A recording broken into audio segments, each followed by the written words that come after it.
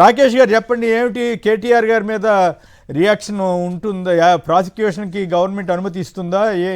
ఏమవుతుంది అనుకుంటున్నారు? అలాగే గ్రూప్ 1 రద్దు చేయటం మీద కూడా మీ కామెంట్ ఏమిటి? సంక్షిప్తంగా చెప్పండి sir. Good morning sir. Good morning Srinivas sir మీకు, అదేవిధంగా సాక్షి టీవీ ప్రేక్షకులకు నమస్కారం sir. First of all KTR గారు స్వచ్ఛందంగా స్పష్టంగా చెప్పడం జరిగింది.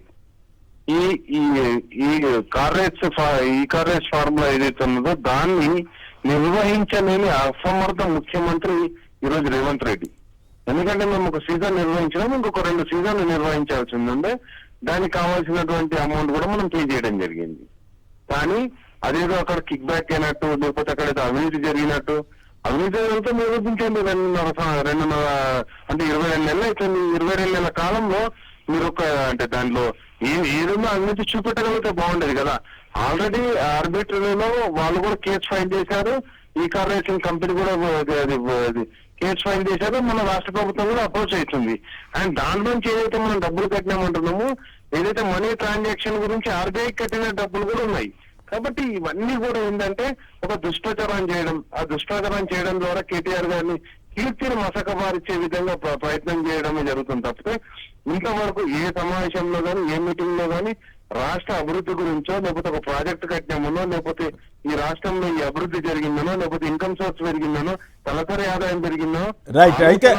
అయితే కేటీఆర్ ఈ కేసుని ఎట్లా ఎదుర్కొంటారు చెప్పండి సార్. మేము ఒకటే చెప్తున్నాం, కేటీఆర్ గారు స్పష్టంగా చెప్పడం జరిగింది. దీంతో ఆ రోజు వచ్చినటువంటి బ్యాటరీ, హోండా బ్యాటరీ కావచ్చు, అమర్రాజ్ బ్యాటరీ కావచ్చు, లేదా ఈ కార్ ఏవైతే బ్యాటరీ కార్స్ కావచ్చు, అవన్నీ తీసుకురావడానికి ఇక్కడికి ప్రయత్నం చేయడం, కంపెనీలు కూడా రావడం జరిగింది. దాదాపు 20,000 కోట్ల పెట్టుబడులు వాళ్ళు ఇన్వెస్ట్ చేయడం కూడా జరిగింది.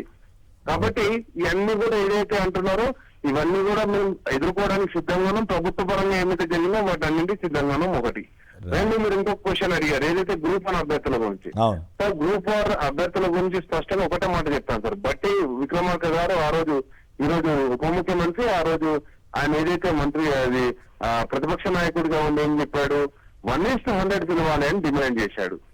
లేదు రాష్ట్ర ప్రభుత్వం 1:50 అని చెప్పింది. సరే, దానికే కట్టుబడి ఉందాం అనుకున్నప్పుడు 1:50కి కాల్ చేశారు సార్.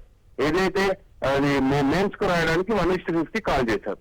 కానీ వాళ్ళు కాకుండా ఒక 3,200 మంది, 3,224 మంది సంథింగ్, అంటే 3,000+ పీపుల్ ని ఎవరైతే విద్యార్థులు ఎక్స్ట్రా తీసుకున్నారు. ఇప్పుడు ఎక్స్ట్రా తీసుకున్నటువంటి విద్యార్థులు ఎవరైతే ఉన్నారో వాళ్ళంతా కూడా ఎవరు అసలు?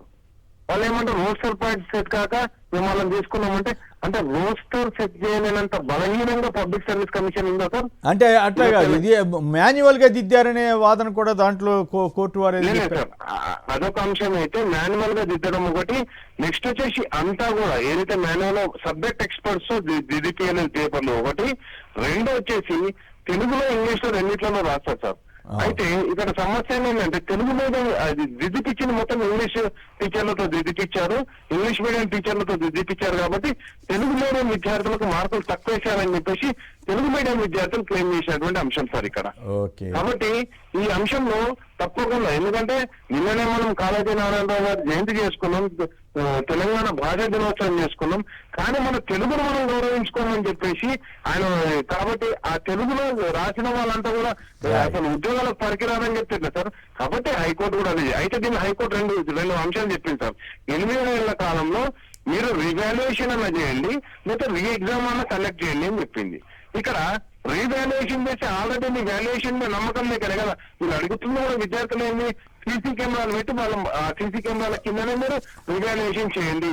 ఇంకోటి ఏంటంటే అభ్యర్థులకి అయితే చాలా ఇబ్బందికరమైన పరిస్థితి కదా, చాలా మంది సార్. ఎందుకంటే ఆల్రెడీ గతంలో మా ప్రభుత్వం ఉన్నప్పుడు మేము ఇచ్చిన నోటిఫికేషన్ సార్ 2 సార్లు రద్దు అయింది.